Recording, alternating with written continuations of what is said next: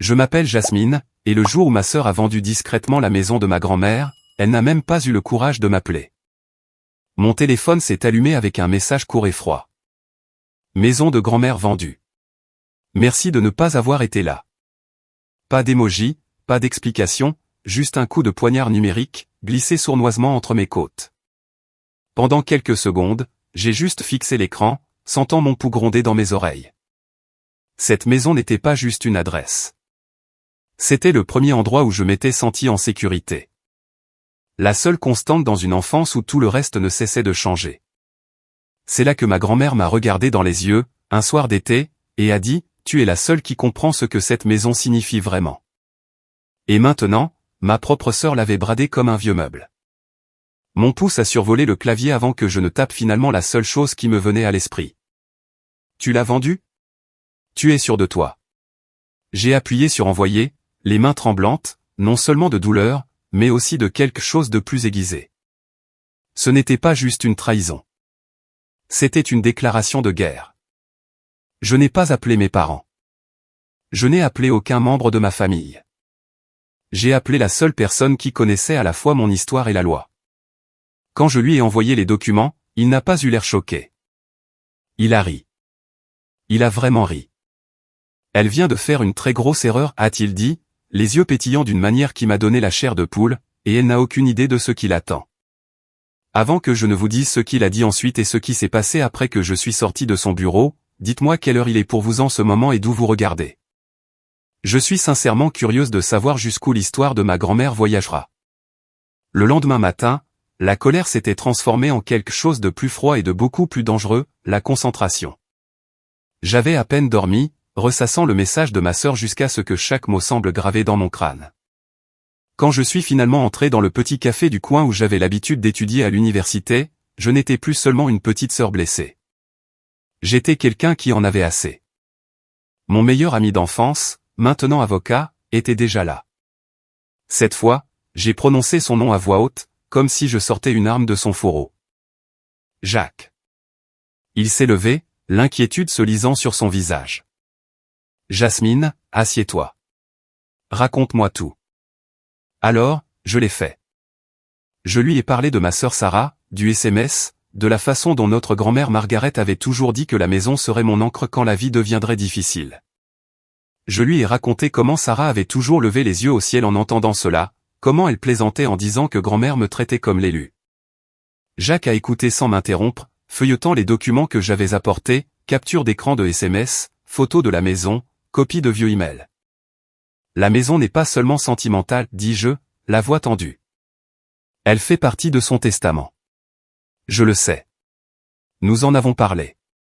Je lui ai promis que j'en prendrais soin, que je ne la laisserais pas tomber entre de mauvaises mains.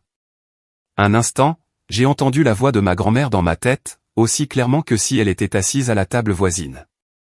Certains murs renferment des secrets, monsieur, certains murs renferment des promesses. Ne confonds jamais les deux.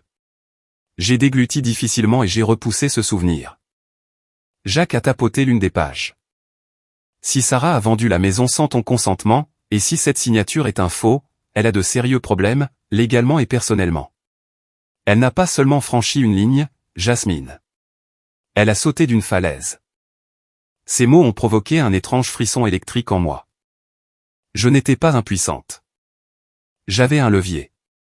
Pendant qu'il examinait les documents de plus près, j'ai ouvert mon ordinateur portable sur place et j'ai commencé à constituer un dossier. Chaque carte d'anniversaire que grand-mère avait signée, chaque email où elle mentionnait la maison, chaque message de Sarah faisant allusion à des problèmes d'argent. J'ai regardé le dossier grossir, et avec lui, ma détermination. Au milieu de ma collecte frénétique, mon téléphone a vibré. Sarah, encore. N'en fais pas un drame, a-t-elle écrit. Tu n'étais jamais là de toute façon. Moi, au moins, j'ai fait quelque chose de responsable.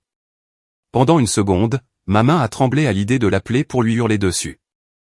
Au lieu de ça, j'ai fait glisser le téléphone vers Jacques. Il a haussé un sourcil. Tu sais, dit-il lentement, j'ai vu des frères et sœurs faire des choses mesquines pour de l'argent, mais falsifier les dernières volontés d'une grand-mère décédée. Il a levé les yeux vers moi, son expression se durcissant. Elle va le regretter plus qu'elle ne peut l'imaginer. J'ai fixé le message de Sarah et j'ai senti quelque chose en moi se mettre en place. Peut-être pensait-elle que je choisirais la paix familiale plutôt que la confrontation. Peut-être croyait-elle que je garderais le silence pour éviter de passer pour la sœur difficile. Mais je me suis souvenu de la dernière nuit que j'ai passée chez grand-mère, assise sur les marches du perron, la main de la vieille dame enroulée autour de la mienne alors qu'elle me murmurait, « S'ils essaient un jour de vendre ce qui est censé te protéger, bats-toi, même si c'est ta famille. » Alors, laissez-moi vous poser cette question, si vos propres frères et sœurs vendaient la seule chose que vous aviez promis de protéger, choisiriez-vous le sang ou la promesse? Au moment où j'ai quitté le café, mon chagrin s'était durci pour devenir une sorte d'armure. J'ai pris le reste de ma journée, me suis assise à ma petite table de cuisine dans mon appartement de Chicago, et j'ai commencé à extraire tous les registres publics que je pouvais trouver sur la vente. Transfert de propriété, archives du comté, acte de vente. Finalement, un nom n'arrêtait pas d'apparaître à côté de celui de Sarah, Richard Grant. Au début, il semblait juste être un autre acheteur riche qui avait déniché une bonne affaire à rénover. Mais plus je fixais ce nom, plus un étrange malaise me parcourait l'échine. Cette nuit-là, j'ai rêvé de ma grand-mère assise dans son fauteuil délavé, la douce lumière de la lampe auréolant ses cheveux d'argent. Dans le rêve, elle n'était ni chaleureuse ni souriante. Elle était sérieuse. Ne fais pas confiance à l'homme qui sourit avec des yeux vides, murmura-t-elle. Quand je me suis réveillé, le cœur battant, le nom de Richard résonnait encore dans ma tête. J'ai appelé Jacques dès le lever du soleil. J'ai besoin de tout ce que tu peux trouver sur cet homme, lui ai-je dit. S'il est clean, très bien. Mais s'il ne l'est pas, je veux savoir exactement à quel point il est malhonnête. Déjà dessus, a dit Jacques. J'ai passé son nom dans quelques bases de données hier soir. Il y a des rumeurs, des procès qui se sont réglés discrètement, des plaintes qui n'ont jamais abouti au tribunal. Il a un mode opératoire, propriété en difficulté, famille vulnérable, vente étrangement rapide. Et il y a autre chose. Il a rendu visite à ta grand-mère plusieurs fois durant la dernière année de sa vie. Mon estomac s'est noué. Pourquoi? C'est ce que je veux découvrir, a-t-il répondu. Mais quelque chose me dit qu'il n'est pas apparu par pure gentillesse. J'ai passé l'après-midi à faire défiler de vieilles photos sur mon disque dur, essayant de voir s'il apparaissait un jour en arrière-plan. Barbecue de famille, dîner de fête, visites dominicales improvisées. Sur une photo granuleuse que je me souvenais à peine avoir prise, un homme se tenait près de la clôture, le visage détourné, mais avec une posture familière. Trop à l'aise, trop décontracté, comme quelqu'un qui pensait avoir sa place ici. Un frisson m'a parcouru. Comme par hasard, mon téléphone a vibré. Un nouveau message de Sarah. Une photo de la maison de grand-mère, mais différente. Ma maison. Le jardin de devant était défoncé.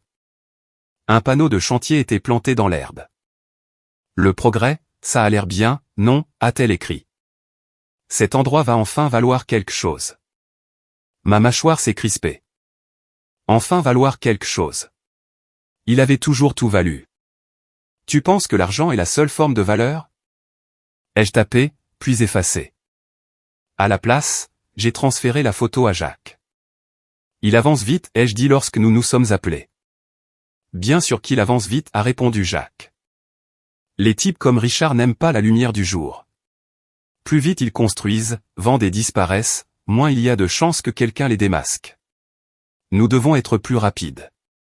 Pendant qu'il parlait, mon esprit a dérivé vers un souvenir particulier, grand-mère fermant à clé une petite boîte en métal et la glissant au fond d'un placard, son expression inhabituellement sombre.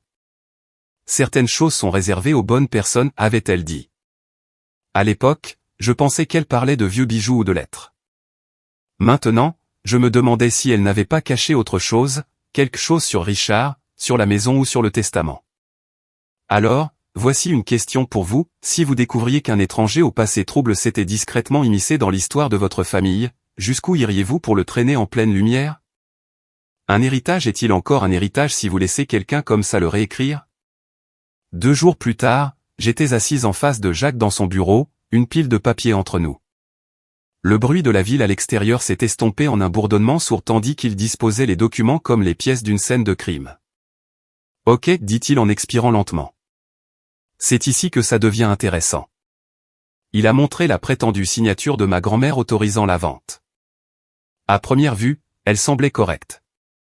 Les boucles familières, le même désordonné au début de Margaret, mais quelque chose semblait vide. Jacques a fait glisser un dossier vers moi. Je t'ai demandé de vieilles cartes et lettres. Mettons-les au travail. J'ai sorti des cartes d'anniversaire, des notes de vacances, et même un post-it qu'elle avait un jour collé sur un pot de confiture maison. Pendant un instant, j'ai juste fixé son écriture, sentant une vive douleur dans ma poitrine. Chaque courbe d'encre était un morceau de sa voix que j'avais presque oublié. Puis je les ai posés à côté du contrat. Au début, tout ce que je voyais était un chaos de lignes, de boucles et de gribouillis. Mais en les traçant avec mon doigt, un motif a émergé. Dans mon esprit, c'était comme regarder un time-lapse, grand-mère à la table de la cuisine, signant une carte avec son élan habituel. Puis cette même main, ralentie, alourdie par l'âge, mais toujours indubitablement la sienne. La signature sur le document de vente ne bougeait pas comme ça. On aurait dit quelqu'un qui essayait de l'imiter sans en comprendre le rythme. Regarde ça, dis-je, mon pouce accélérant. Elle relie toujours le M à la lettre suivante comme un ruban. Ici, c'est rigide, séparé, comme si quelqu'un avait dû faire une pause. Et la pression et l'appui plus fort à la fin, pas au début. Celle-ci fait le contraire. Jacques s'est penché, son calme d'avocat se fissurant pour laisser place à quelque chose de plus proche de l'excitation. Exactement. Et le notaire qui a prétendument été témoin de cela a une présence en ligne quasi inexistante. Pas de bureau répertorié, juste une boîte postale. J'ai déjà vu ce schéma. C'est là que ça m'a frappé, non pas seulement que la signature pouvait être un faux, mais ce que cela signifiait à propos de ma sœur et de Richard. Ce n'était pas une erreur ou un malentendu. Quelqu'un s'était assis, avait pris un stylo et avait prétendu être ma grand-mère décédée pour effacer ma place dans la famille. Mes mains se sont serrées en poing. Ils n'ont pas seulement volé une maison, ai-je murmuré. Ils ont volé sa voix. Jacques a hoché la tête. Si nous pouvons prouver la falsification, beaucoup de choses vont s'effondrer. La vente devient invalide. L'investissement de Richard est en danger. Ta sœur pourrait faire face à des accusations criminelles. Cela cesse d'être un différend familial pour devenir une affaire judiciaire. Pendant un instant, j'ai imaginé ma grand-mère assise à côté de moi, me regardant aligner chaque signature. Je pouvais presque l'entendre. L'encre ne ment pas, monsieur Léjean, si. La pièce semblait plus petite, plus lourde, mais aussi plus nette, comme si tout était enfin devenu clair. J'ai pris mon téléphone et j'ai fait défiler ma conversation avec Sarah, m'arrêtant sur un message où elle avait écrit « Grand-mère aurait voulu ça. Tu es juste en train de faire un drame. » Un rire amer m'a échappé. Si grand-mère avait vraiment voulu ça, ai-je murmuré, elle n'aurait pas eu besoin d'une fausse signature. Alors, laissez-moi vous soumettre ceci, risqueriez-vous un jour de falsifier le nom d'un parent décédé sur un document légal juste pour obtenir ce que vous pensez mériter? Et si vous découvriez que quelqu'un vous a fait ça, seriez-vous capable de fermer les yeux? Ou mettriez-vous le feu à tout pour prouver la vérité? Une fois que nous avions les signatures alignées et les antécédents douteux du notaire sur notre radar, Jacques est passé à un autre mode, moins l'ami sympathique, plus le prédateur qui venait de repérer une faiblesse dans l'armure de son adversaire. Nous n'allons pas simplement déposer une plainte et espérer le meilleur, dit-il en arpentant son bureau. Nous allons le confronter, mais selon nos propres termes. Confronter Richard, ai-je répété. Il va juste mentir. Jacques m'a adressé un sourire fin. C'est le but. Les gens comme lui parlent trop quand ils pensent avoir le contrôle. Et quand ils parlent, ils font des erreurs. Il a ouvert un tiroir de bureau et en a sorti un petit enregistreur numérique. Dans cet état, a-t-il ajouté, tant qu'une des parties à la conversation sait qu'elle est enregistrée, c'est légal. Ce sera toi. Pendant un moment, mon cœur a cogné inconfortablement. Je n'étais pas habitué à cette version de moi-même, celle qui complotait, qui préparait des pièges. Mais ensuite, j'ai imaginé les traces de bulldozer déchirant le jardin de ma grand-mère et mon hésitation s'est évaporée. Et s'il ne dit rien d'utile, ai-je demandé. Alors nous aurons toujours les documents, a répondu Jacques. Mais j'ai le sentiment que Richard a plus peur de perdre de l'argent et sa réputation que de dire la vérité. Avant la réunion, il m'a partagé plus de détails sur ce qu'il avait trouvé. Richard avait été impliqué dans plusieurs transactions hors marché où des propriétaires âgés avaient mystérieusement changé leur testament ou vendu des propriétés à des prix étrangement bas juste avant leur décès. Des poursuites avaient surgi, puis avait disparu au fur et à mesure que des accords de règlement étaient signés discrètement. Il joue à ce jeu depuis des années, a dit Jacques. Seulement, cette fois, il a choisi la mauvaise petite fille. Cette nuit-là, j'ai conduit jusqu'au quartier où se trouvait la maison de ma grand-mère. Je me suis garé un peu plus loin dans la rue et j'ai simplement observé. Les ouvriers du bâtiment étaient partis pour la journée, mais une clôture temporaire entourait la propriété, et un grand panneau à l'avant vantait le luxe moderne à venir. Je suis resté là, agrippé au volant, la rage se mêlant à quelque chose de beaucoup plus fragile. Je suis désolé, grand-mère, ai-je murmuré. J'aurais dû prendre de tes nouvelles plus souvent. J'aurais dû être là. Dans ma tête, elle a répondu comme elle le faisait toujours quand je me blâmais pour quelque chose. Tu es là maintenant, n'est-ce pas?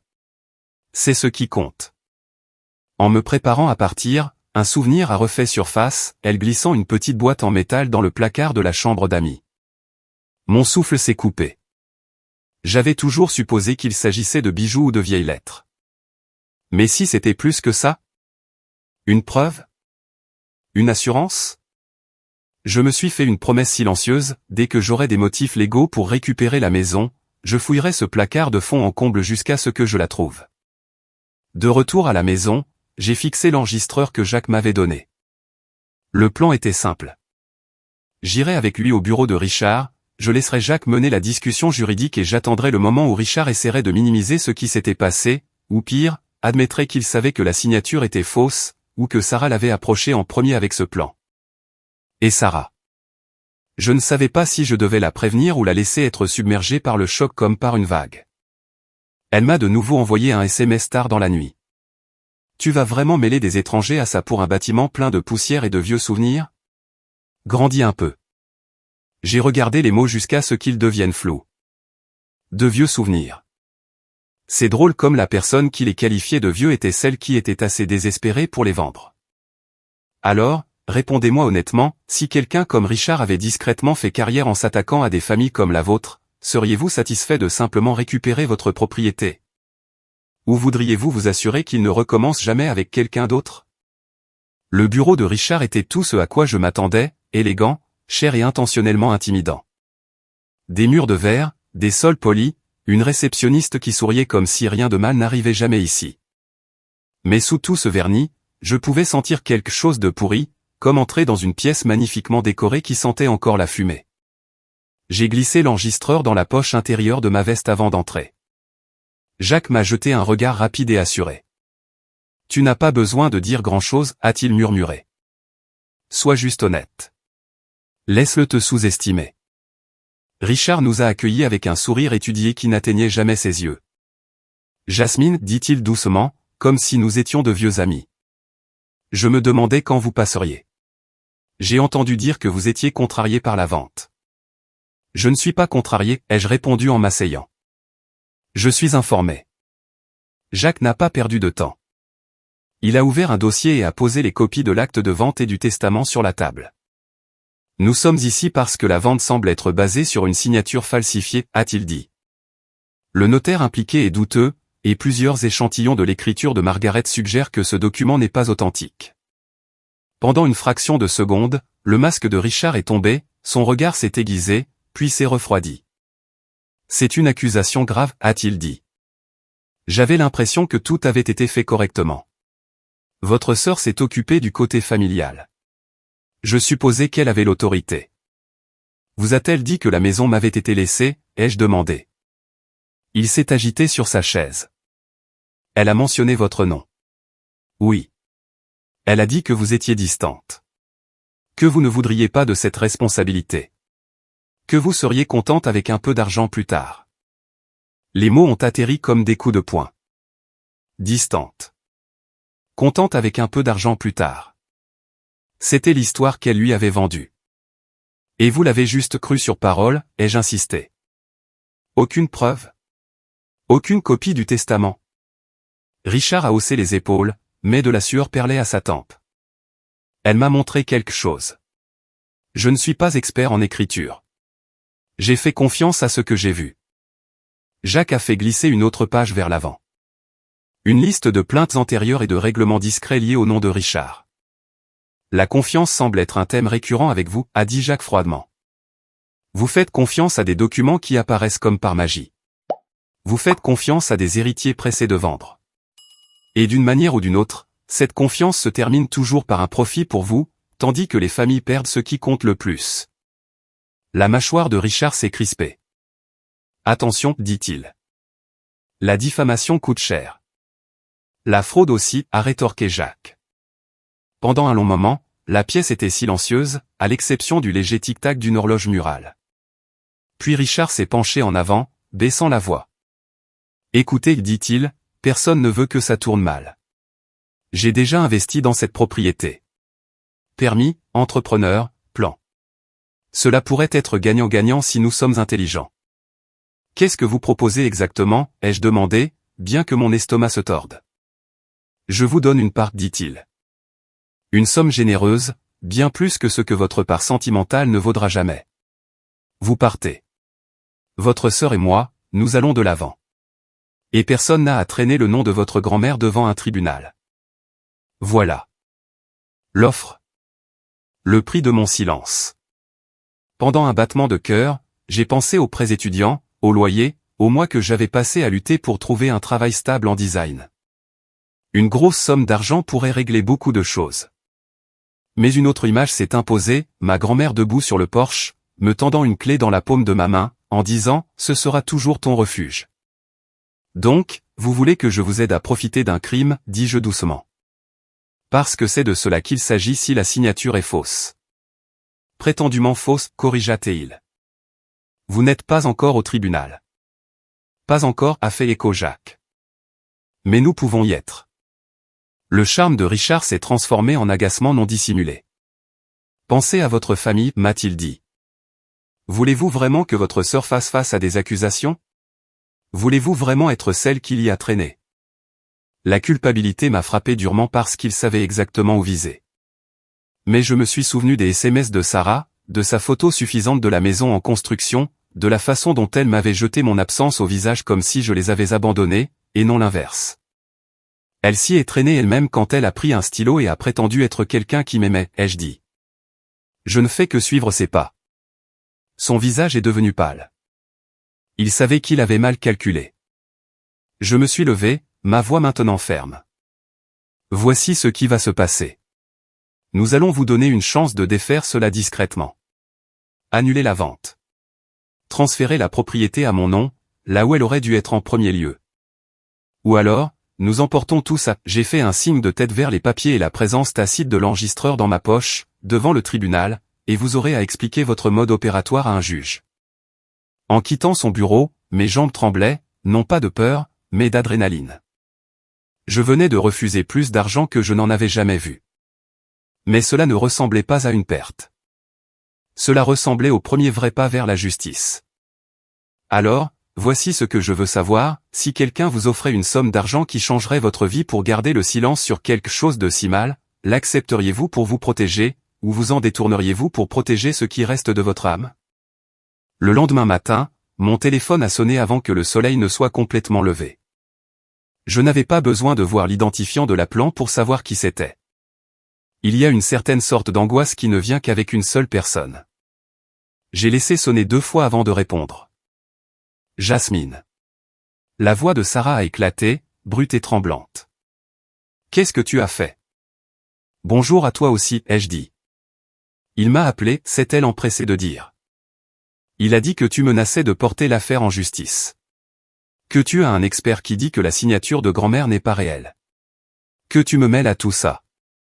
As-tu la moindre idée de ce que tu fais? Je fais ce que grand-mère m'a dit de faire, ai-je répondu. Je protège ce qu'elle m'a laissé. La chose que tu as essayé de vendre dans mon dos. Elle a ricané, mais le son était chancelant. Tu n'étais jamais là, Ja. C'est moi qui me suis occupé des médecins, des factures, des réparations de la maison, des culpabilisations. Je méritais quelque chose. Elle te faisait toujours sentir spécial, comme l'élu. J'étais censé rester là à applaudir, c'est ça? Voilà, c'était enfin dit à voix haute. Le ressentiment qui couvait sous chaque regard en l'air, chaque blague sarcastique. Donc, ta solution, ai-je demandé prudemment, c'était de m'effacer? De falsifier son nom?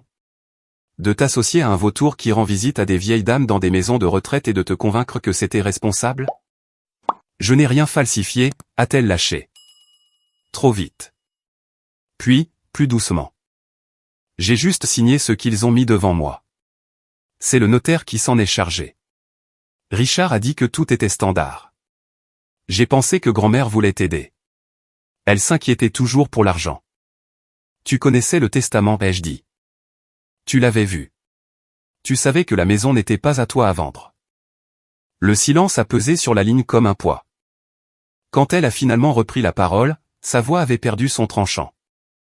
Si ça va au tribunal, a-t-elle murmuré, s'ils disent que je suis impliqué dans une falsification, si ça va sur mon casier Jasmine, s'il te plaît. Je pourrais perdre mon travail. Je pourrais. Tu aurais pu me perdre, les jeux interrompus. Tu m'as peut-être déjà perdu. Les semaines qui ont suivi ont été un tourbillon de dépôts de plaintes, d'audiences et de retombées familiales. Tante Rebecca a appelé pour me supplier de garder ça en famille, m'avertissant qu'une fois que les avocats sont impliqués, les choses ne peuvent jamais redevenir normales. Mes parents ont laissé des messages vocaux tendus sur les malentendus et le fait de ne pas ruiner la vie de ma sœur pour une maison. Je les ai tous écoutés, puis j'ai rejoué la voix de Margaret dans ma tête, me disant de ne pas être poli avec les gens qui traitaient ma sécurité comme une monnaie d'échange. Quand nous sommes finalement entrés dans la salle d'audience, j'ai eu l'impression de monter sur une scène où je n'avais jamais voulu être. D'un côté, moi et Jacques, notre table couverte de preuves soigneusement organisées. De l'autre, Sarah et son avocat, et plus loin, Richard avec son propre conseil coûteux. Sarah ne me regardait pas au début. Elle fixait droit devant elle, les épaules rigides. Richard semblait plus petit sans son bureau derrière lui. Le juge a écouté Jacques exposer la chronologie, le testament clair de Margaret me laissant la maison, les visites de Richard à la maison de retraite, la vente précipitée, le notaire au profil suspect. La conclusion de l'expert selon laquelle la signature sur l'acte ne correspondait pas à l'écriture naturelle de Margaret. L'expert en écriture a témoigné, soulignant les mêmes différences que Jacques et moi avions étudiées à son bureau, la pression, les liaisons entre les lettres, l'ordre des traits. Des mots comme incohérent, improbable et simulé ont rempli l'air. Le notaire a été convoqué mais ne s'est pas présenté.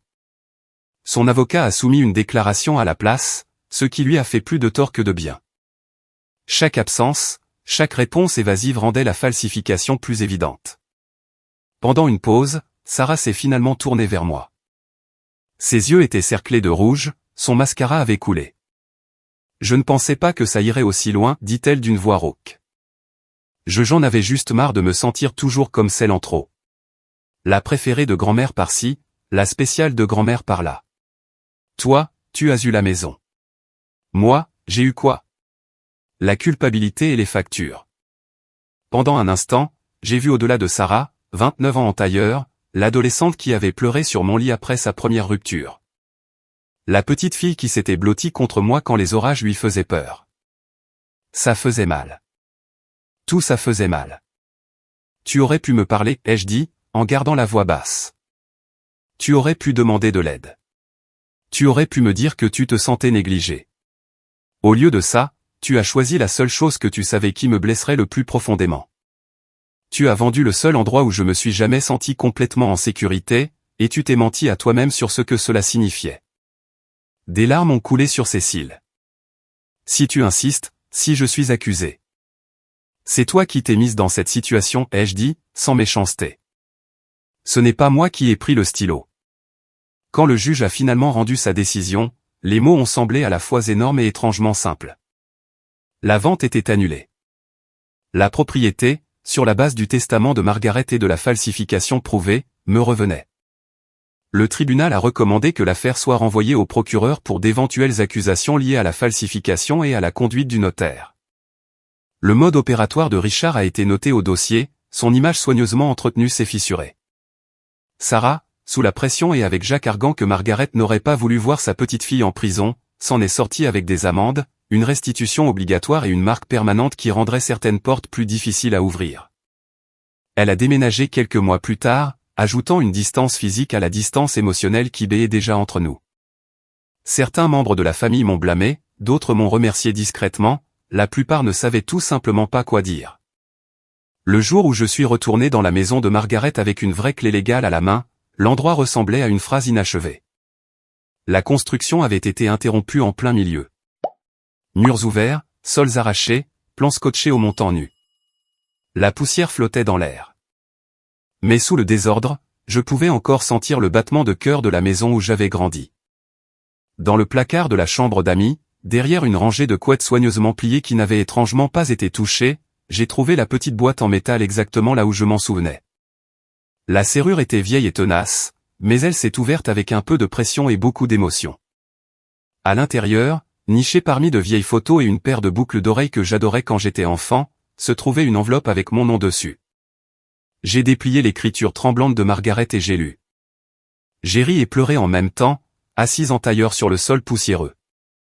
Dans les mois qui ont suivi, j'ai décidé de ne pas transformer la maison en un sanctuaire de la douleur. Au lieu de cela, je l'ai rénovée lentement, la transformant en un petit espace communautaire et un studio de design. Des enfants du quartier venaient pour des ateliers d'art. Des adolescents utilisaient la pièce de devant comme un endroit calme pour étudier. J'ai gardé le fauteuil préféré de Margaret dans un coin, un témoin doux et usé du fait que sa maison continuait de faire ce qu'elle voulait qu'elle fasse, protéger les gens qui en avaient besoin. Les gens me demandent parfois si ça en valait la peine, de traîner ma sœur au tribunal, d'exposer la laideur familiale, de choisir une maison plutôt que l'illusion de l'harmonie. Je ne pense pas avoir choisi une maison plutôt qu'une sœur. Je pense que j'ai choisi l'honnêteté plutôt qu'un mensonge que nous étions tous censés avaler. Alors maintenant, je vous laisse avec la question qui persiste chaque fois que je tourne la clé dans cette porte d'entrée, quand la famille vous trahit si profondément, la vengeance consiste-t-elle simplement à les regarder tomber? Ou s'agit-il de récupérer les parties de vous-même qu'ils ont essayé de vendre? Et si vous étiez sur ce porche, la clé à la main, partiriez-vous pour sauver les apparences? Ou feriez-vous exactement ce que j'ai fait et vous battriez-vous pour l'héritage de la seule personne qui ne vous a jamais demandé d'être autre chose que vous-même? Notre équipe est dédiée à la création d'histoires significatives et émotionnellement engageantes qui laissent un impact durable. Nous promettons que toutes les histoires sur cette chaîne sont fictives et sont créées uniquement pour partager des leçons de vie et des messages éducatifs positifs avec nos spectateurs. Ce script met en lumière des valeurs éducatives importantes telles que le respect des limites d'autrui, la compréhension des conséquences de la cupidité et le choix de l'honnêteté plutôt que de la tromperie à travers un conflit familial dramatique. Il encourage les spectateurs à réfléchir à leurs propres décisions, relations et sens des responsabilités. Notre objectif est de transformer des drames familiaux intenses en leçons de vie utiles qui aident le public à devenir plus sage et plus compatissant.